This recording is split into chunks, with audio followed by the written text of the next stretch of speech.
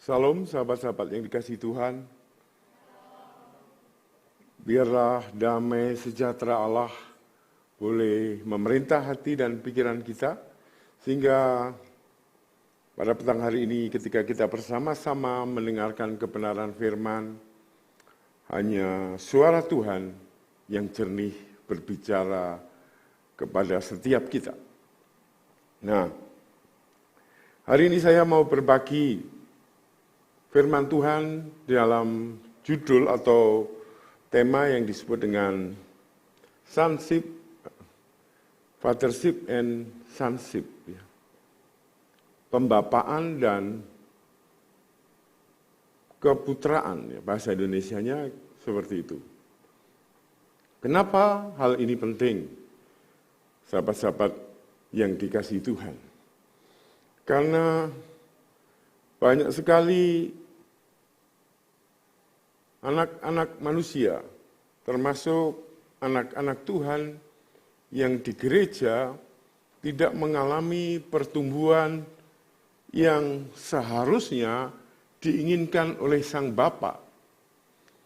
Mereka memilih jalannya sendiri-sendiri. Mereka memilih apa yang diyakininya baik dan yang dipikirkannya baik atau yang dianggap baik. Padahal pada kenyataannya banyak sekali pilihan-pilihan anak-anak muda, remaja, yang jauh dari apa yang Bapa kehendaki. Karena itu selama 40 menit ke depan, saya mau kita semuanya fokus pada prinsip ini. Fathership and sonship. Prinsip pembapaan dan juga prinsip keputraan. Bukan keanaan ya, saya lebih sebut keputraan. Karena prinsip fathership and sonship ini, kalau tidak dimiliki secara tepat oleh anak-anak remaja, muda, bahkan orang dewasa, maka hidupnya mengalami apa yang disebut dengan jalan di tempat. Berputar-putar. Kelihatannya melakukan banyak hal, tetapi hasilnya tidak ada. Istilah saya sebut dengan nama BC. Sibuk but not productive. BC bahkan iseng-iseng orang bilang, BC stand for, singkatan dari being under satanic yoke. Di bawah beban yang setan taruh. Sementara produktif adalah sesuatu yang ketika dijalankan, memproduksi sesuatu, menghasilkan sesuatu yang baik bagi dirinya, bagi masyarakat di sekitarnya, bahkan juga bagi orang-orang yang dekat dengan dia. Karena itu, saya akan menjelaskan tahap demi tahap apa itu fathership dan juga sonship, dan bagaimana kita memperbaiki prinsip-prinsip ini di dalam kehidupan kita sebagai remaja, dan kita semua nanti bisa menjalani kehidupan dengan sangat efektif dan produktif. It is not talking about how long. Longer is not always better. Tidak berarti ini hanya berbicara masalah lama, saya sudah lama melayani, saya sudah lama mengikut Tuhan Yesus, saya sudah lama ikut pelatihan-pelatihan. Pertanyaannya, so what? Terus kenapa? Kenapa kehidupanmu sekalipun kau lama melayani hanya seperti itu saja? Kenapa kehidupanmu tidak menunjukkan perubahan yang seperti Tuhan kehendaki, makin lama makin terang seperti rembang tengah hari? Kenapa banyak kehidupan orang Kristen berputar-putar, jatuh bangun, dan terus di dalam area-area seperti itu. Sehingga ketika muncul orang-orang baru yang radikal, yang mencintai Tuhan, maka orang-orang baru itu melampaui dia. Kemudian dia mulai berkata, Tuhan, Engkau tidak adil. Saya lebih senior, saya lebih lama. Karena di dalam Tuhan ada tertulis yang terkedahulu bisa menjadi terkemudian. Karena itu saya mengajar prinsip ini dengan hati-hati supaya setiap remajanya Tuhan boleh memahami dengan tepat. Next slide.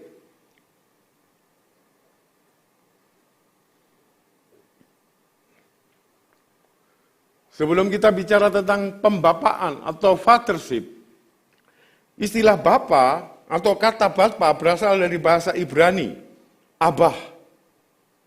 Ini sebenarnya adalah sebutan atau title, dan arti kata dari kata ini adalah sumber atau pemelihara. Jadi bapa itu pemelihara. Sumber. Kepale kalau bahasa Sunda ya. Kepalelu, itu artinya sumber kita. Untuk menjadi abah, saudara harus menghasilkan sesuatu dan memeliharanya. Jadi kita tidak otomatis menjadi seorang bapak yang menjadi bapak rohani bagi orang lain, kalau kita tidak menghasilkan sesuatu, dan bukan hanya menghasilkan, tetapi memelihara. Banyak orang suka melayani, banyak orang suka membuat hal-hal baru. Tapi istilah zaman dulu namanya rok-rok asem. Berdiri sebentar, habis itu rubuh, gak ada yang meneruskan. Tapi yang disebut Bapak itu mampu untuk menghasilkan dan memelihara. Sehingga kalau disebut buah, itu buahnya tetap. Bahasa Yunani dari Bapa adalah pater, yang berarti sumber dan pemelihara atau yang mendukung. Kata Bapa disebut juga sebagai fondasi dari semuanya. Karena itu, perhatikan baik-baik, fathership pembapaan dibutuhkan pribadi yang matang. Pribadi yang mampu menghasilkan sesuatu dan bukan hanya menghasilkan, tapi memelihara. Membuat pelayanan mudah, tapi menjaganya, membesarkannya. Tidak semua bisa. Naik mobil, banyak yang bisa. Tapi jadi pembalap, belum banyak yang bisa. Jadi pembalap mungkin ada yang banyak. Tetapi yang jadi juara juga enggak banyak. Artinya Bapa adalah fondasi dasar. Karena itu kalau kita disebut fathership, kita harus melekat pada Sang Bapa. Ya, Bapa kita yang di surga. Ya. Tetapi seringkali ketika kita memandang Bapa di surga yang penuh kasih, penuh cinta, seperti dia tadi katakan ketika menyembah Tuhan, saya menangis. Setiap engkau dicintai Tuhan. Saya katakan amin, benar. Apapun keadaanmu, Tuhan tidak peduli. Tuhan mencintaimu. Tuhan adalah kasih. Tuhan adalah sesuatu yang tidak berubah karakternya. Dia adalah sumber. Hari-hari ini tadi saya perlu bicara sama gembala, sahabat saya. Setengah jam bicara, ada kejadian-kejadian yang hebat. Penyakit baru muncul dan dia bilang, masihkah kita bisa berkata, Bapa, engkau Bapa yang baik.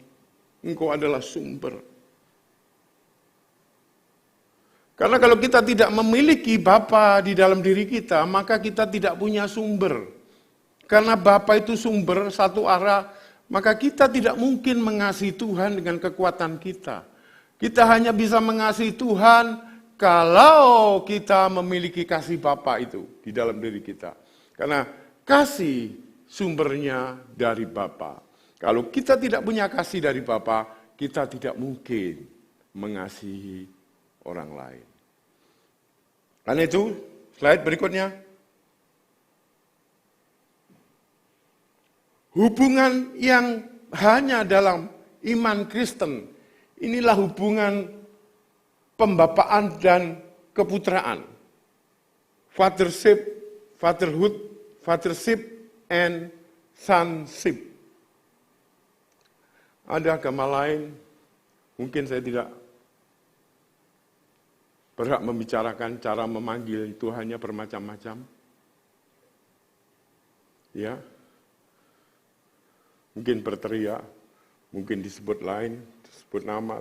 Tetapi hubungan di dalam Kristus, engkau adalah anak-anak Allah dan engkau berhak memanggil ya Aba, ya Bapa.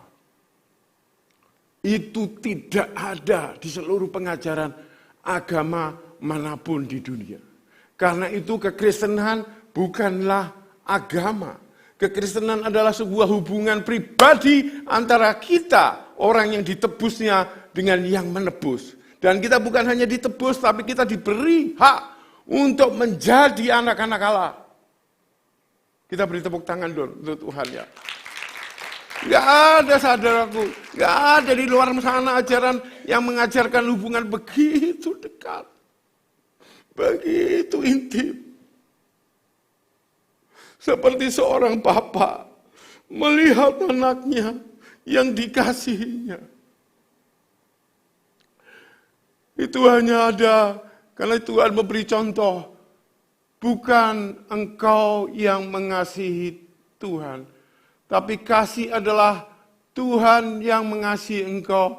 Dia yang datang dari surga menebusmu.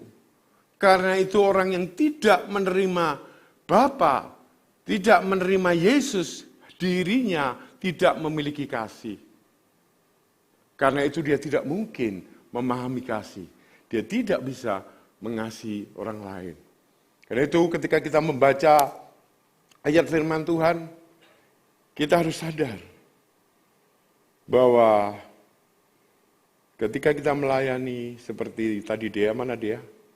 Kita datang bukan hanya sebagai kewajiban, tapi sebagai ucapan syukur dan terima kasih. Tuhan sangat baik.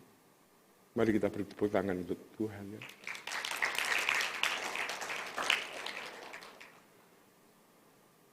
Ada ayatnya di 2 Raja-Raja 2 ayat 1 sampai 18. Hubungan antara Elia dan Elisa.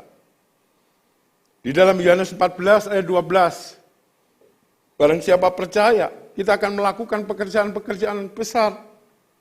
Bahkan lebih besar.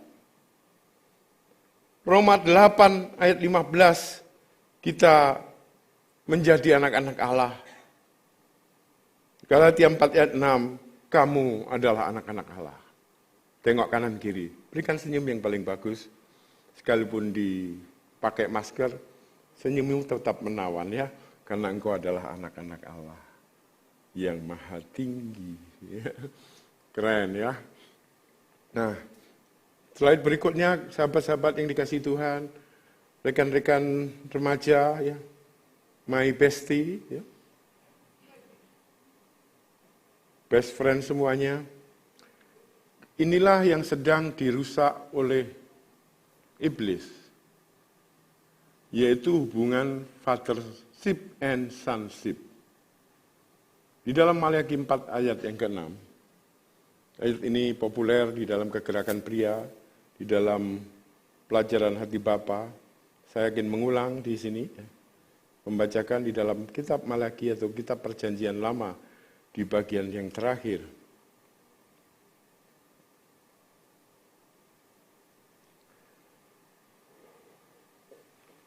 Sesungguhnya ayat kelima, aku akan mengutus Nabi Elia kepadamu menjelang datangnya hari Tuhan yang besar dan dahsyat itu. Maka ia akan membuat hati bapa-bapa berbalik kepada anak-anaknya dan hati anak-anak kepada bapa-bapanya, supaya jangan aku datang memukul bumi sehingga musnah. Dalam bahasa Inggris saya lebih suka, or I will strike the earth with curse. Atau saya akan memukul bumi dengan kutuk. Jadi kutuk terbesar ya,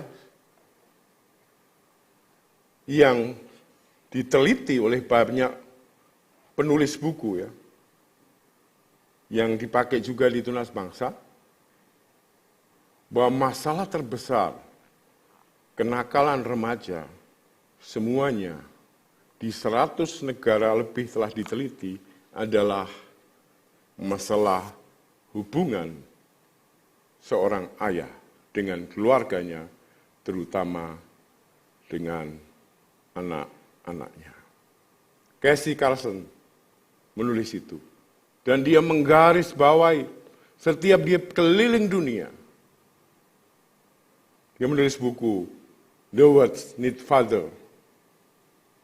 Mengatakan bahwa the root of problem, akar masalah semua kejahatan, sesungguhnya ketika seseorang tidak memiliki hubungan yang baik antara anak dengan sang bapak. Bapak sebagai gambaran Bapa surgawi dirusak oleh gambaran Bapa dunia. Atau saya sebut rusaknya fathership. Ketika saya berdoa dulu sebelum saya dipulihkan, saya berdoa, Bapa di surga, muncul Bapak saya yang hidupnya seenaknya. Yang enggak pernah peduli. Yang melakukan apa yang diingini, tidak mengerti hati saya. Sehingga berkali-kali saya berkata, Bapa di surga, saya menangis, kok saya enggak bisa ya merasakan kasih anugerah. Kenapa? Gambaran Bapa sedang dirusak. Tidak hanya sedikit, tapi banyak orang yang mengalami seperti itu. Bapa ada ekstrim, Bapa yang otoriter, atau Bapa yang enggak peduli. Yang otoriter terlalu keras, tidak pernah mendengar, yang enggak peduli apapun, tidak pernah dilarang dalam rumah tangga. Sehingga dua-duanya merusak gambaran Bapa surgawi yang penuh kasih kepada anak-anaknya, kepada kita. Yang kedua, sahabat-sahabat remaja yang dikasihi Tuhan, rusaknya sonship, yaitu di dalam Matius 24 ayat 12, anak yang memberontak, durhaka, yang tidak menghormati orang tuanya, dan terutama dalam hal ini adalah ayah. 10 hukum Allah. Salah satu di antaranya dengan tegas mengatakan, hormatilah orang tuamu supaya panjang umur di negeri yang dijanjikan. Tapi berapa banyak anak-anak bukan hanya tidak menghormati, tetapi durhaka terhadap orang tuanya. Marah, gemas, sakit hati. Padahal orang tuanya belum bisa mengasihi dirinya karena tidak tahu caranya. Karena dia hanya melihat apa yang orang tuanya dia atau kakek dari anak ini lakukan. Dan kakek aja melihat dari buyut. Buyut linggah melihat dari canggah. Canggah apalagi? Ada lagi namanya itu sampai 24. Di dalam bahasa Jawa juga ada. Ugel-ugel. Namanya bertingkat. Nah, cara mengajar yang alamiah ini, tanpa mengalami pembebasan, pembenaran, dan kasih Bapa, maka membuat semuanya seolah-olah demikian adanya. Padahal inilah kutuk terbesar. Kita tidak pernah bisa menjadi ayah yang baik kalau kita tidak belajar menjadi anak yang baik. You cannot be a good father unless you start as good son, good daughter. Jadi kita tidak bisa lagi hari ini kita menuntut bapak kita sempurna. Baru kita bisa mengasihi dia, berhenti berpikir seperti itu. Karena Bapa yang sempurna adalah Bapa di dalam pribadi Yesus Kristus yang mengasihi kita. Itulah yang sempurna. Bapa kita yang penuh kelemahan harus kita potong. Kita melepaskan pengampunan satu demi satu. Setiap kesalahan Bapa jasmani dan berdamai. Gilirannya kita berterima kasih kepada Bapa jasmani yang melahirkan kita dan menghormati dengan seperti yang Tuhan perintahkan. Jadi pada siang atau sore hari ini, kalau di dalam hatimu nggak sadar engkau masih kecewa, marah sama bapakmu, dengar baik-baik. Prinsip firman Tuhan, jika ini tidak dibereskan, maka engkau akan dibawa dalam keturunan-keturunan berikutnya. Tidak selesai.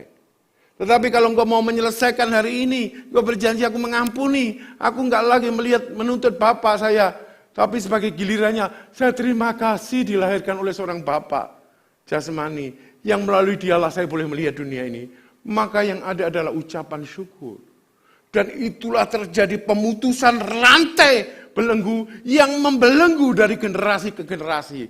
Dan engkau akan mendidik anak tidak lagi dengan cara yang kau lihat, tetapi Roh Kudus akan memberikan hikmat caramu mendidik anak sebagai seorang bapa yang adalah sumber, yang adalah kasih, yang adalah kasih satu arah, yang dengan intensional, dengan sungguh-sungguh mengupayakan kasih itu kepada anak-anaknya. Slide berikutnya.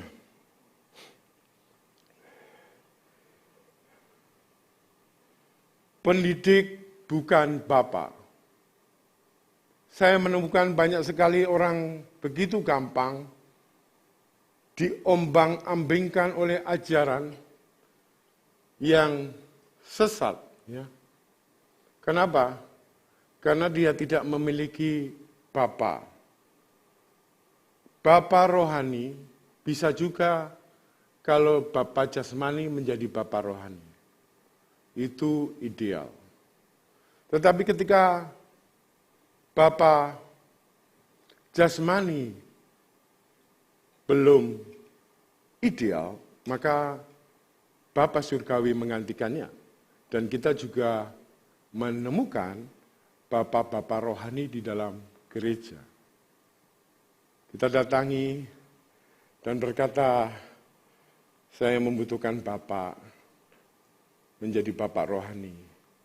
Nah ini Rasul Paulus menulis ya, di dalam 1 Korintus 4 ayat 15 dalam terjemahan baru. Sebab sekalipun kamu mempunyai beribu-ibu pendidik, bukan ibu-ibu pendidik, ya, tapi beribu-ribu pendidik. Ya. Dalam Kristus kamu tidak mempunyai banyak bapa. Karena akulah yang dalam Kristus Yesus telah menjadi bapamu oleh Injil yang kuberitakan kepadamu. Rasul Paulus mengklaim, akulah bapamu. Karena aku memberitakan Injil kepadamu. Injil keselamatan. Aku menghidupi. Aku belajar mengasihi engkau. Sampai engkau bertumbuh dewasa. Dan engkau akan menjadi bapak bagi orang-orang lain. Bukan hanya bapak jasmani. Tetapi engkau akan menjadi bapak rohani bagi banyak orang. Katakan amin. Bilang kiri kanan, kamu akan menjadi bapak bagi banyak orang. Rasul Paulus melayani. Membaptis, ketika menginjil dibaptis, dan dikatakan, kamu akan dihajar oleh beribu-ribu pendidik. Enggak masalah, tapi dengar, akulah bapamu. Kenapa yang memperkenalkan jalan kebenaran itu? Yang bertanggung jawab, yang menjadikan sumber, yang mengasihi, seperti bapa kepada anaknya. Kepada setiap kita.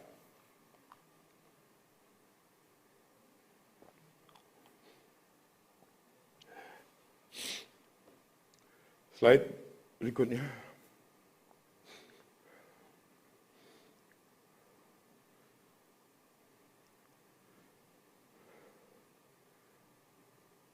Yohanes 14 ayat 12 sampai 13 dalam terjemahan baru.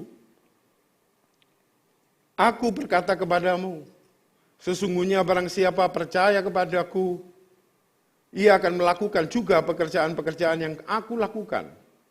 Bahkan pekerjaan-pekerjaan yang lebih besar daripada itu. Sebab aku pergi kepada Bapa, dan apa juga yang kamu minta dalam namaku, aku akan melakukan. Supaya Bapa dipermulakan di dalam Anak. Bapa dipermuliakan di dalam anak. Bapa melihat anaknya bukan saingan. Bapa ingin anaknya lebih besar dari dia. Engkau akan melakukan yang aku lakukan. Tapi tidak sampai situ. Jauh lebih besar. Jadi bukan bapak yang main catur sama anaknya. Kemudian kalah catur sama anaknya, dia marah. Harusnya saya menang, saya bapaknya. Sakarep mulah. Gitu. Tapi mestinya ketika anaknya mulai cerdas, mikir, wow, anakku keren. Ya. Bapak bukan saingan anaknya. Bapak ingin anaknya lebih besar. Kalau engkau mau menjadi bapak bagi banyak orang, ketika menolong, mendoakan, mintalah kepada sang sumber bahwa orang yang mau engkau menjadi anak rohanimu, itu jauh lebih besar. Kapasitasnya, kemampuannya, skillnya, dan urapannya 2 kali lipat. Seperti Elisa meminta 2 bagian dari Elia. Kalau itu terjadi, sahabat-sahabat, para remaja yang dikasih Tuhan, maka betapa indahnya pertumbuhan. Kenapa? Orang-orang yang baru muncul, yang dimuridkan, dibapai dengan benar, potensinya 2 kali lipat. Sehingga ketika yang senior ini mundur, gereja bukan berhenti, tetapi mengalami multiplikasi, mengalami hal-hal baru, mengalami hal-hal yang selama ini ditabur kepada anaknya, bertumbuh 2 kali lipat, lebih baik, lebih besar. Karena itu saya meyakini, saya percaya di dalam nama Tuhan Yesus Kristus, setiap jemaat yang mau dipimpin oleh kebenaran firman dan mencari Bapa rohani, maka dia akan mendapatkan urapan 2 kali lipat. Apa yang Bapak rohani kerjakan, dia bukan hanya sama, tetapi melakukan jauh lebih efektif, jauh lebih baik, dan itu semua adalah engkau. Bilang kiri kanan, itu adalah engkau. Beri tepuk tangan untuk kebaikan Tuhan. Prinsip yang menjadi seorang anak atau keputraan, ya, di dalam Yohanes 12 ayat 49 dikatakan, adalah contoh Yesus. Sebab aku berkata-kata bukan dari diriku sendiri, tetapi Bapa yang mengutus aku. Dialah yang memerintahkan aku untuk mengatakan apa yang harus aku katakan dan aku sampaikan. Yesus tidak pernah berkata dari dirinya sendiri. Dia tergantung mutlak sama Bapa. Dimanapun dia berada, saya hanya menyampaikan isi hati Tuhan. Bukan berasal dari diriku sendiri. Karena dia sedang mempertontonkan inilah proses atau sebuah prinsip sonship, keputraan. Putra yang taat kepada Bapa. Mungkin apa yang Bapa perintahkan nggak selalu baik menurut anak. Ketika Yesus harus disalib pada malam di Getsemani, itu bukan peristiwa yang mudah. Yesus dengan sebuah kejujuran, kalimat jujur keluar dari mulutnya dan berkata, Bapa, kalau boleh, cawan ini lalu, aku belum siap. Kalau boleh, dan dia berdoa. Jika berdoa, murid-muridnya tertidur, dia berdoa kemudian dia berubah pikirannya. Bukan kehendakku yang jadi, tapi kehendak-Mu. Ketika engkau sedang berbeda pendapat dengan orang papa rohanimu, maukah engkau belajar tenang? Tenang. Bukan kalimat seperti ini yang keluar. Oh, papa nggak ngerti. Dunia udah berubah, bro. Nggak kayak gitu lagi. Papa kuno, papa kolot. Cara itu sudah nggak tepat lagi. Tapi Sansip mengajari seperti Yesus percontohkan, yaitu apa? Melakukan kehendak Sang Bapa. Bapa yang mengcover hidup kita, yang mendoakan dari waktu ke waktu, yang menuntun langkah demi langkah, yang melihat lebih besar dari yang kita lihat. Itulah yang harus kita dengarkan. Kemampuan kita untuk mengerti hal ini akan membuat hidup kita sangat produktif.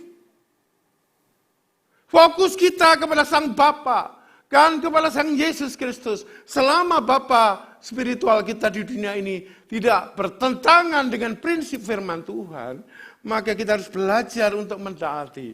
Karena Tuhan adalah Allah yang berdaulat. Nah, kawan-kawan yang dikasihi Tuhan, saya percaya pentingnya pemahaman fathership ini. Mari setiap kita merasakan kasih Bapa dan mendapatkan sumber yang sesungguhnya. Banyak sumber palsu. Saya suka bilang kawan-kawan, bagaimana kita mengetahui yang asli? Di antara segitu banyak pengajaran palsu. Caranya enggak terlalu rumit. Seperti kita belajar mengenali uang yang asli. Uang yang asli kita teliti, kita rasakan, kita raba, kita terawang. Tahu ini asli. Maka ketika sesuatu itu berbeda dengan yang asli, itu namanya palsu. Karena itu peganglah kasih Bapa yang merupakan sumber yang sesungguhnya. Jangan terpesona kemasannya. Di akhir zaman ini muncul Yesus yang sudah turun ke dunia. Namanya Gereja Tuhan yang Maha Kuasa. Melalui seorang perempuan ya. Dia buat video yang sangat bagus. Lagu-lagu sangat bagus. Pelayanannya sangat bagus. Tetapi dia mengajarkan Yesus yang lain. Yang kedua, kasih Bapa tidak bersyarat. Satu arah. Apapun keadaanmu, ya perhatikan baik-baik. Situasimu saat ini, mungkin kau sedang punya konflik, gagal dalam urusan, banyak urusan, tapi kasihnya itu satu arah. Dan dia sengaja mencarimu. Banyak orang bilang ini, aku akan mencari Tuhan. Saya kasih tahu, kita tidak pernah bisa menemukan Tuhan. Karena Tuhanlah yang menemukan kita. Tuhan yang datang dari surga menemukan kita. Bilang kiri kanan, kamu ditemukan oleh Tuhan. Ya. Tuhan yang menemukan kamu. Dengan sengaja dia. Intensional, dia mengenali setiap kamu. Karena itu, Roma 8 ayat 15 mengatakan bahwa kita yang telah menerima roh keputraan, ya, roh keputraan saya sebut, berseru dalam roh ini, ya Aba, ya Bapa. Sedang dalam Galatia 4 ayat 6 mengatakan bahwa roh putra juga berseru dalam hati kita, ya Aba, ya Bapa. Bapa yang penuh kasih ini mengayomi. Setiap engkau diayomi. Ya, kau yang letih lesu, berbeban berat, datang kepadaku, kata Tuhan. Engkau yang bersalah, dia tidak membawa tongkat dan mengejar engkau. Aku hukum kau, kemana kau pergi sampai ujung dunia, enggak. Dia berkata, datanglah kepadaku yang letih lesu dan berbeban berat. Larilah padaku, maka dosa akan kau tinggalkan. Seringkali kita berjuang melawan dosa. Sebenarnya tidak perlu berjuang melawan dosa, tapi berlarilah kepada Sang Sumber kebenaran, maka dosa akan meninggalkan engkau. Nah, slide-nya di next slide ya.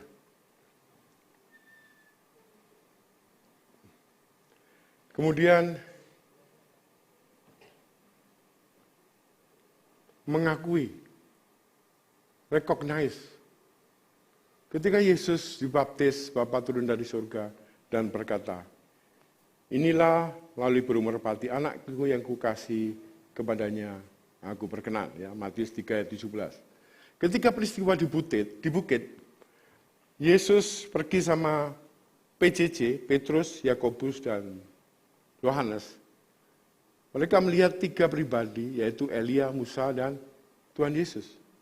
Mereka berkata, aku mendirikan kemah. Yuk kita dirikan kemah. Suara di surga berkata, inilah anak yang kukasihi, kepadanya aku berkenan. Ditambah 1 kalimat lagi, dengarkanlah dia. Bapa kita itu menghargai kita. Ketika tiba saatnya kita menjadi seorang yang dewasa, ketika kita menikah, maka Bapa jasmani kita atau Bapa spiritual kita akan mengatakan, nak, kamu sudah dewasa, kamu bekerja, nak, kamu sudah seperti saya, nak, kamu lebih hebat dari saya, kamu harus melakukan ini. Itu pengakuan. Bahkan di dalam pertemuan-pertemuan penting, seorang pemilik perusahaan mengundang anaknya dan diperkenankan, inilah anakku yang akan menjadi pemimpin perusahaan menggantikan aku. Dia lebih cakap dari aku. Recognize, dihargai. Bilang kiri kanan, engkau sangat dihargai oleh Tuhan. Dan Tuhan dan Bapa rohani mengarahkan kita ke jalan yang Tuhan kehendaki. Sahabat-sahabat yang dikasihi Tuhan, maukah kita hari ini sungguh-sungguh mengambil waktu merenungkan? Yuk pemusik boleh naik ke atas. Supaya kehidupanmu tidak seperti ini saja. Tapi engkau menjadi orang yang diperbaharui. Dan engkau berlari kepada tujuan yang Allah kehendaki. Engkau fokus kepada Tuhan yang penuh kasih, yang penuh cinta, yang dalam segala keadaan tidak pernah meninggalkan engkau.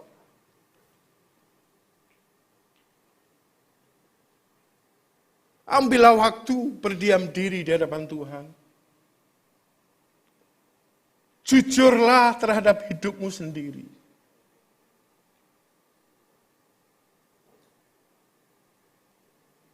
Izinkan Tuhan memasuki hidupmu, bahkan pada area-area yang sangat pribadi sekalipun. Buka hatimu dan katakan, Tuhan, aku membutuhkan Engkau. Aku capek, aku letih. Aku membutuhkan Bapa. Hari ini, Bapa Surgawi akan menjadi Bapamu. Kasih-Nya sempurna dan tidak tergantikan.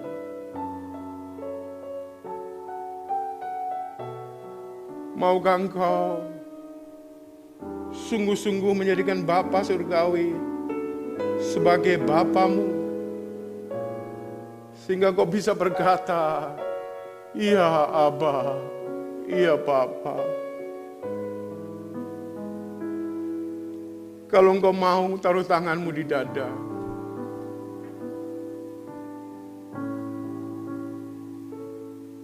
Yang kedua, aku menantang engkau. Jika hari-hari ini engkau membenci Bapa jasmanimu, dengar firman Tuhan. Mereka mengasihi engkau, tapi tidak tahu caranya. Maukah engkau memutuskan rantai kebencian itu dan melepaskan pengampunan kepada Bapa. Dan engkau minta kepada Bapa Surgawi supaya mendapat Bapa rohani yang memimpin pertumbuhan imanmu ke arah yang Tuhan kehendaki. Jika itu engkau, maukah engkau bangkit dari tempat dudukmu? Saya akan berdoa bagi engkau.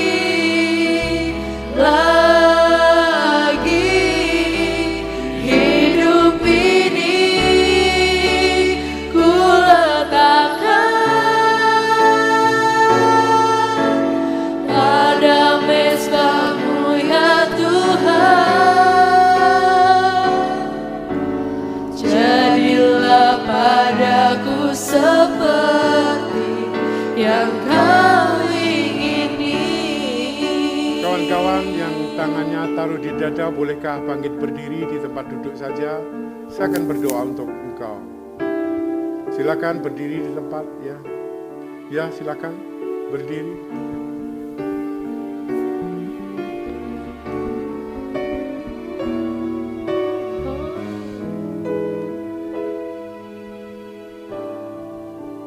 Engkau yang sudah berdiri, taruh tanganmu di dada. Aku akan berdoa dari tempat ini.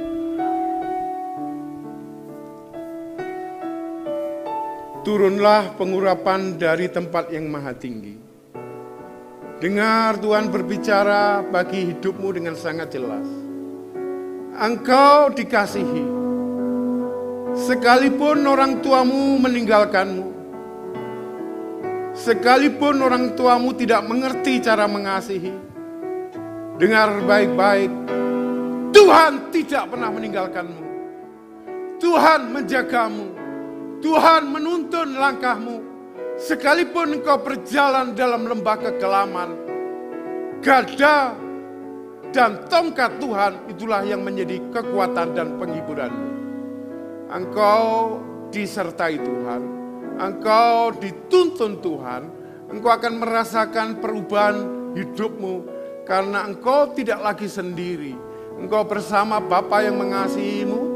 Dan engkau akan menemukan Bapa-Bapa rohani yang akan menuntun, mengarahkan dan mengayomi engkau kepada jalan yang dikehendaki Bapa.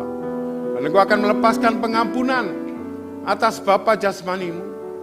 Sebagai gilirannya engkau akan mengasihi, menghormati, supaya genaplah firman Tuhan. Hormatilah orang tuamu, supaya panjang umurmu di negeri yang dijanjikan Tuhan. Terima kasih Tuhan. Terima kasih. Silakan mengambil waktu berdiam diri di hadapan Tuhan. Katakan, kerinduanmu. Katakan keinginan hatimu. Katakan engkau sungguh dikasihi dan dicintai Tuhan. Dan tinggalkan cara